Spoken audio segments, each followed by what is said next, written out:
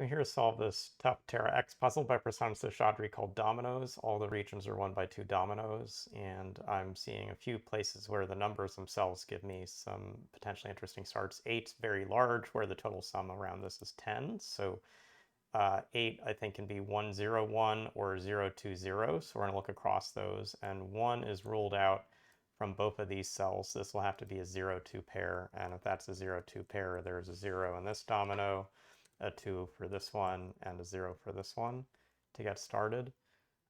That doesn't bridge a lot over to the left yet, so let's keep looking for other places we can get started. This 7 looks good, particularly where we see it's actually paired with this 3. This is already a sum of 10, so we got 0 and 0 for this to work. This 3 doesn't do as much up above, but let me do something I've done in the style before, just turn on surface mode.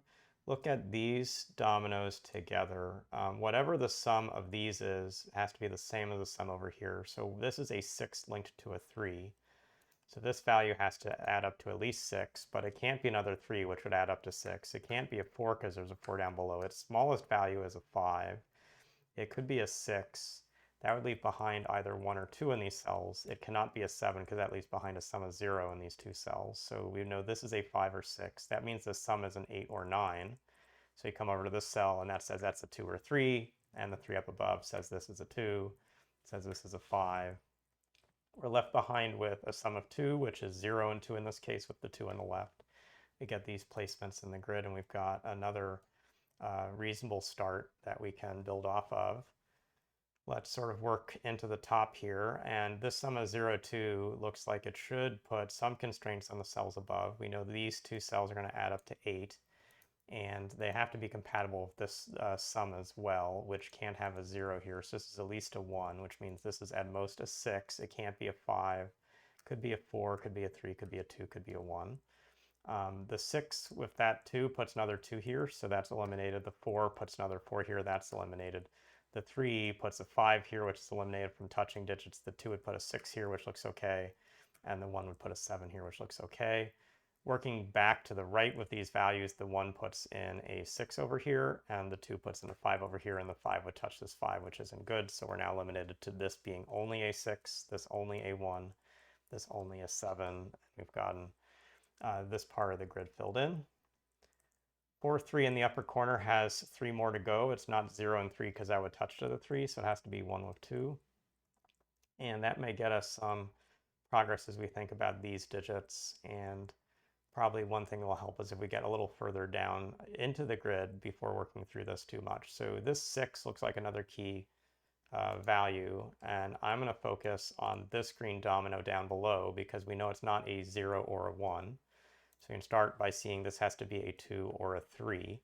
If it's a 4, at least behind a sum of 0 across these, that's no good. So this is a 2 or 3. If this leaves behind a sum of 1 and 0, it has to be this set. And if it leaves behind a sum of 2, it has to be 0 with this 2. But notice that that was this being 2. 2 with 2 of 0 isn't going to work, and that's because of the 2 up here that steers this. So I see this has to be a 3. Sorry, let me get back to Sudoku normal mode. This has to be a 3, which means this is a 0 with a 1 to make this work. Now I have 1 with 3, that's summing to 4. With this 1, this is either a 4 or 5. It's touching to a 5 down here, so this must be a 4, this must be a 2, this must be a 1. And I'd say we have the top of the grid pretty well solved now. Let's see if we can work somewhat through the middle, and that may start by looking at these cages. So again, these dominoes are going to add up to the same values, so knowing that we've got a big sum of at least 4 over here, and actually this can't be a 0 or a 1 in this cage, so this has to be at least a 2, could be a 3, could be a 5, but can't be larger than that, just of how sums work. And seeing actually that this cell has to be at least a 2, I think we can actually eliminate down that this has to be a 2 or 3. So that means what's in green adds up to 6 or 7. So what's over here is 6 or 7. And here again, we get a quick elimination giving us just back one value. So this must be a 7. This must be a 3. This domino now can't be 0, 1, or 3, so it's exactly 2. This is 1. And we've got a good start now in the middle. Let's remove these. And now let's look one layer further. I think we've got to go down through these cells. So let's think a little bit about these. One first thing to see is that this set is going to add to the same value of 4. And this could actually be 0 with 4. It doesn't have to be 1 with 3, but those are all values that can go in there. It's also leaving behind, let's see, it's probably this middle swath we want to consider just as much. It's got, let's go to another color here. For instance, these cells in blue that add up to 8. And you could say, well, this could be 0 with 8. No, it can't, because that's going to be incompatible with this diamond. So this can't be a 0. It also can't start as low as 1 or 2. So it could be a 3. But 3 would put a 5 into the cell. That's no good. Could be a 4, but 4 puts a 4 in the cell, which is no good. This touches to this 5, so that doesn't allow a 5 here. So the smallest value this can take is a 6, which puts in a 2.